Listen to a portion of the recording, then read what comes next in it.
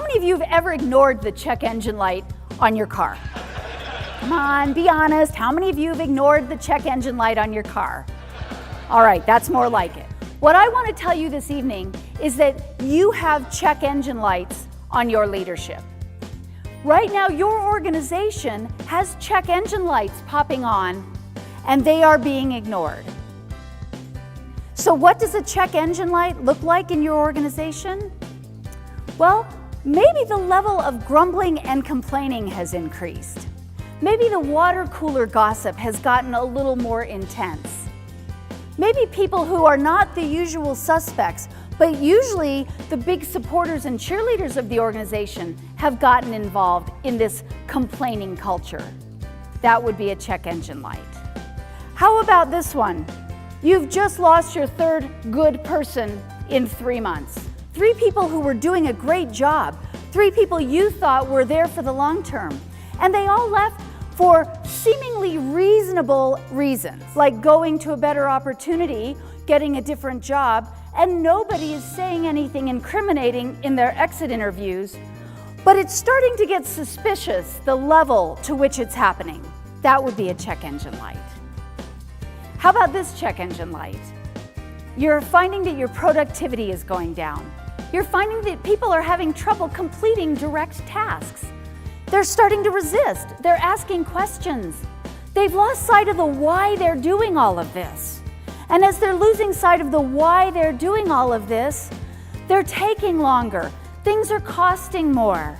And you're just noticing it eating away small little places at your bottom line.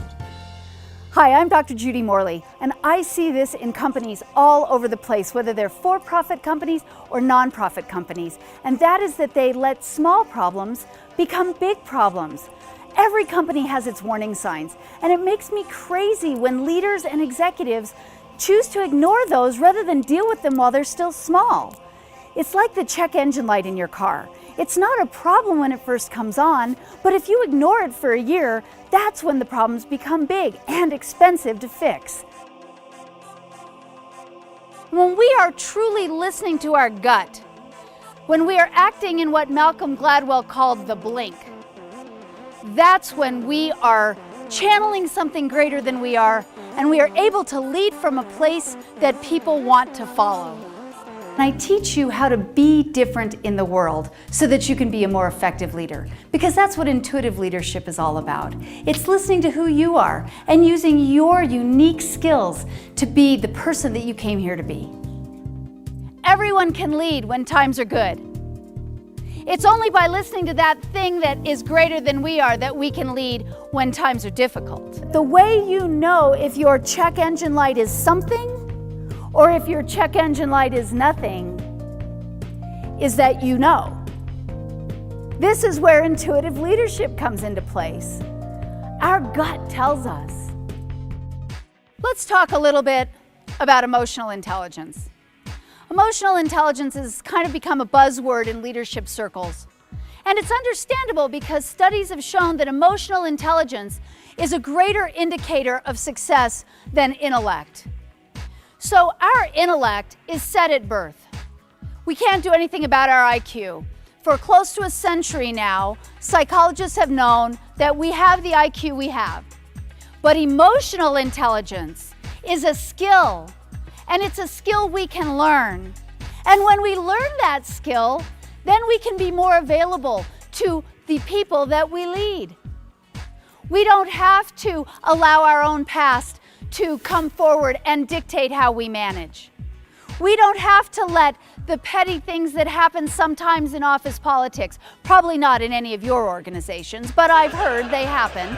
We don't have to let those bother us personally. We are aware of who we are, what we're feeling in the moment, and we can manage that. Have you ever been in a situation where a leader or a boss grew up all over you? Nothing is worse for a team than having something like that happen. And that comes when the leader hasn't done the work they need to make sure that their own emotional intelligence is in line. Intuitive leadership and communication go hand in hand. Because a lot is said about the role of the leader and how the leader has to cast the vision. But until you communicate the vision, it's just a thought. If we can't communicate the needs of the team, even if it means dismissing a team member, then we aren't truly leaders. But the only way to keep morale high is to continue to communicate, to address issues when they come up, and to keep the vision front and center with your people. In my talks, I will give you a blueprint on how to be a more effective leader. I will give you very specific strategies and tactics on how to get in touch with that intuitive side of yourself so that you can go from managing the day-to-day problems to truly leading in every aspect of your life. Our gut tells us. We know when it's something.